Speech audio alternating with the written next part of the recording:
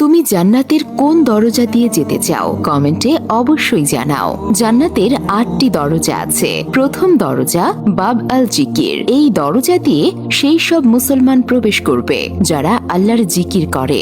দ্বিতীয় দরজা বাব আল ইমান। এই দরজা দিয়ে সেই সব মুসলমান প্রবেশ করবে যাদের আল্লাহর উপর প্রকৃত ইমান আছে। তৃতীয় দরজা বাব আল কাজিমিন। এই দরজা দিয়ে সেই সব মুসলমান প্রবেশ করবে যারা রাগকে নিয়ন্ত্রণ করতে পারে এবং অন্যদের ক্ষমা করে। চতুর্থ দরজা আল হজ। এই দরজা দিয়ে সেই সব মুসলমান প্রবেশ করবে যারা আল্লাহর সন্তুষ্টির জন্য হজ করেছে। পঞ্চম দরজা আল রায়ান। এই দরজা দিয়ে সেই সব মুসলমান প্রবেশ করবে যারা আল্লাহর জন্য রোজা রাখে। ষষ্ঠ দরজা আল সাদাকা।